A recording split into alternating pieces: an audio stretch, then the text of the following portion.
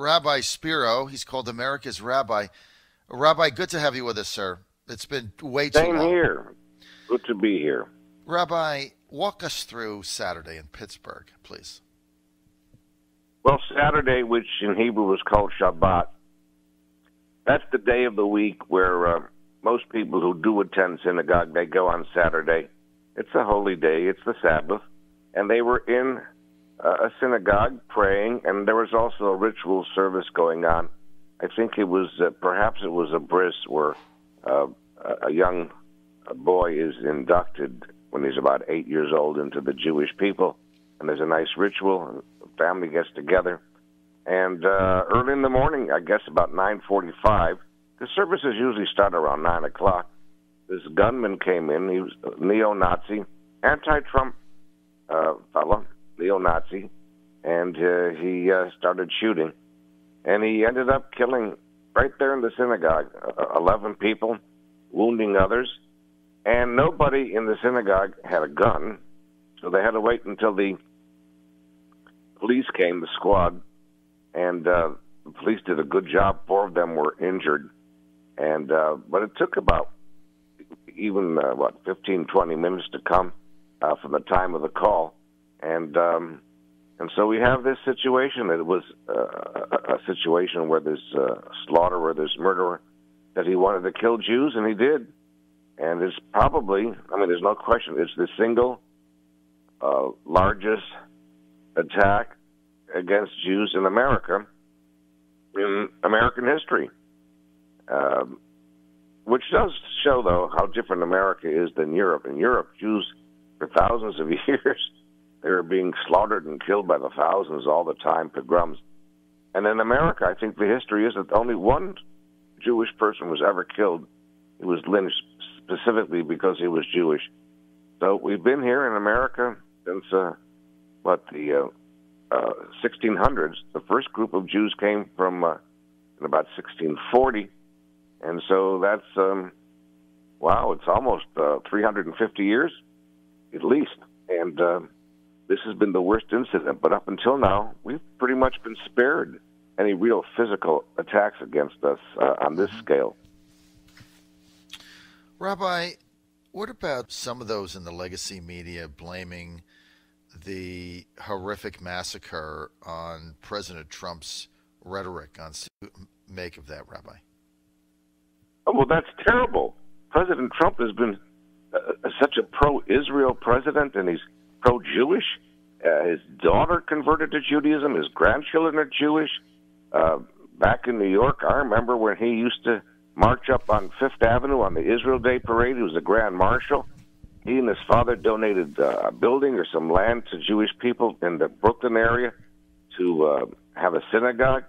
He's and not only does he like Jewish people, he's comfortable with them. A lot of times we like certain people, but we're not necessarily socially comfortable with them. He's very comfortable. This is terrible.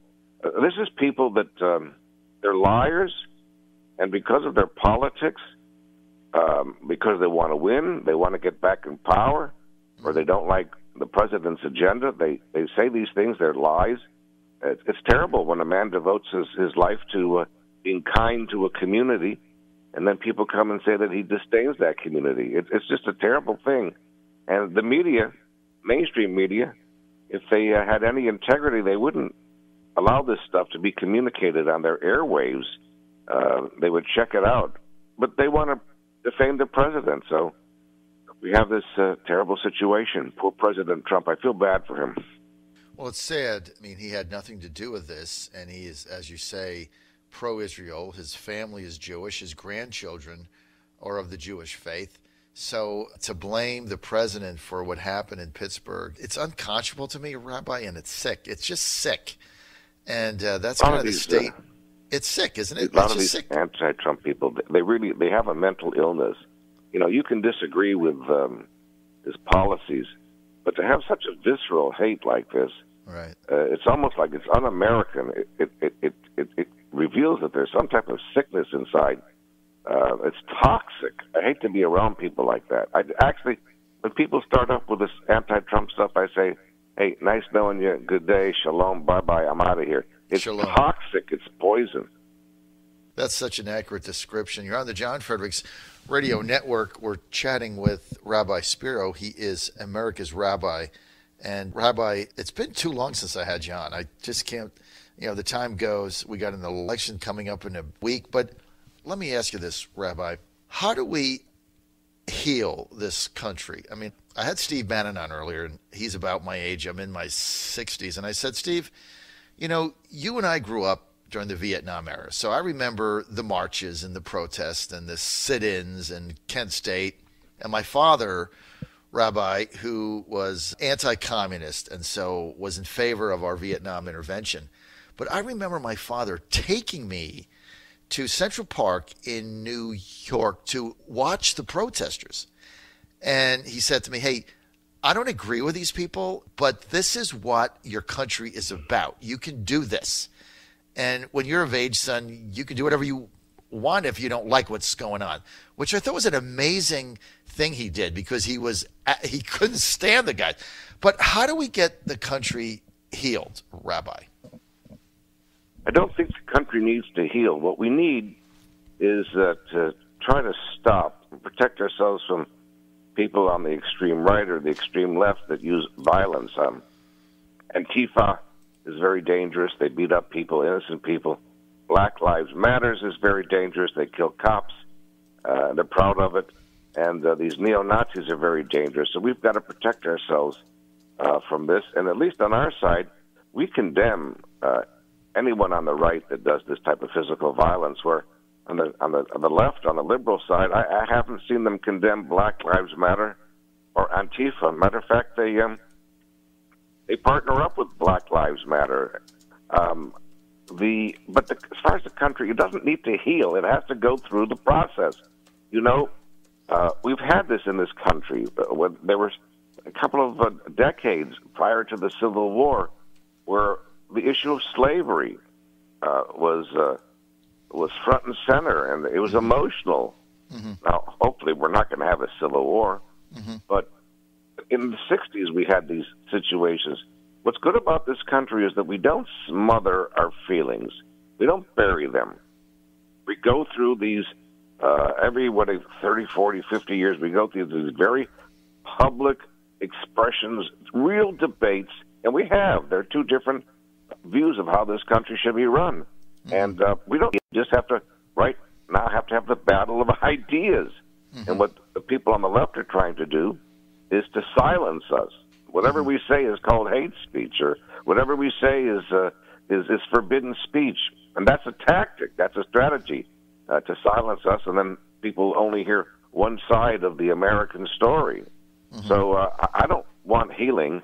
I just don't want people on the extreme right and left, Antifa, Black Lives Matters, neo-Nazis. I don't want them to have the ability to harm people. But as far as what's going on now, there has to be this debate. There's the Hillary Clinton, Barack Obama, the goal for America, and then there's the way that I believe in and you believe in. So forget the healing. Let's have a real battle of ideas, and our side should be aggressive, just like their side is, in terms of ideas, and it will work itself out, just as it always does every 50 years in this country. Absolutely. I think that is spot on. Rabbi Spero, while I have you on, I'm going to take advantage of your time and get to the Middle East and the international scene. And I want to start, if you may, because I know you can comment on anything. The Khashoggi affair, we have been covering that in depth. And right now, the president, I don't think you're going to see any action between now and after Election Day. But Crown Prince Mohammed bin Salman, if you really look at the fact, it's inconceivable that he was not behind it. It's just inconceivable that 13 rogue intel people and doctors with saws flew there without authorization. So I think it's asinine to think that he was not a part of it. But is it possible the guy's just incompetent?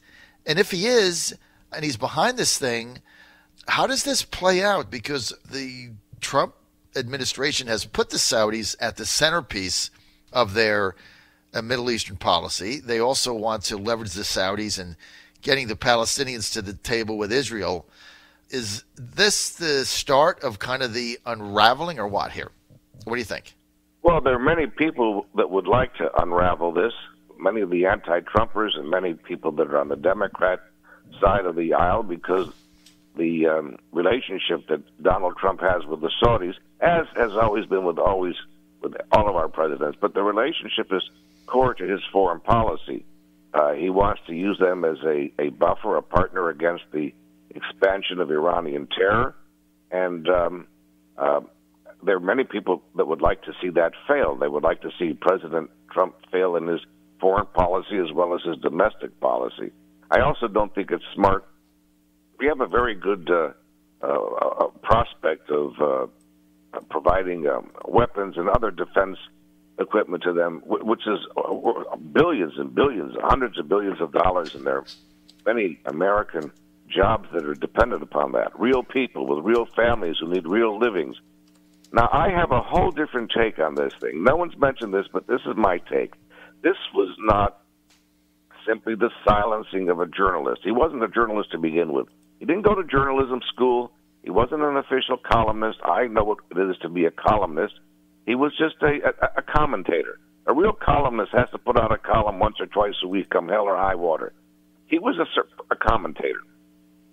This is not an issue about a commentator who the Saudis didn't like his opinions being put to death. This is your cloak and dagger stuff. This is spy, counter-spy, rogue spy. It has nothing to do with killing a journalist because the Saudis didn't like what they were saying, what he was saying. This fellow at one time was very close to the Saudis. He knew all the secrets of the Saudis. He was part of their network. He went rogue. They found out that certain things, that Turkey and Qatar, who are enemies of the Saudi Arabians, they now had certain secrets. They kept wondering, where did they find out this stuff? Mm-hmm. This was a guy who at one time was close to the Saudis, part of their inner circle. He went rogue, and what you have here is your old-fashioned cloak and dagger, spy, counter-spy, double agents. This happens with countries all the time. When you're a rogue spy and your country finds out that you're revealing certain information to enemies, you're gone. I am sure this happens in the world 40 times a month. They discover some rogue agent. It's nothing to do with the silencing of a journalist. It had to do with getting rid of an agent who was providing information to Saudi Arabia's enemies. And it's cloak and dagger stuff. Yeah, but you have to admit, Rabbi Spero, it was done in a very stupid way. I mean, to do it in consulate, and the guy lived in the United States, an embassy is supposed to be neutral ground. He went in there to get a marriage license. I mean, that's why I get back to this. I just think MBS is incompetent. I think he's arrogant. I think he's incompetent. And I think he's going to be tougher to do business with because everything the guy has touched, Rabbi, everything he's touched since his father put him in charge has blown up in his face. The Yemeni civil war, complete disaster. He kidnapped the Lebanon prime minister 2 weeks after the guy was in the White House. The blockade he did on Qatar with a gang of 4 blew up in his face. That's a total disaster.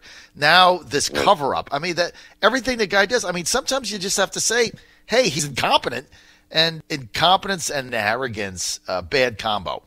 I mean, if they wanted to get rid of this guy, I would have think they could have been done other ways. Let me ask you this. Why the intense interest here by President Erdogan? What's his play here, Rabbi? Well, he's in competition right now with Saudi Arabia. He wants to be the head of the Islamic world. You know, at one time, where Turkey is, at one time that was the Ottoman Empire.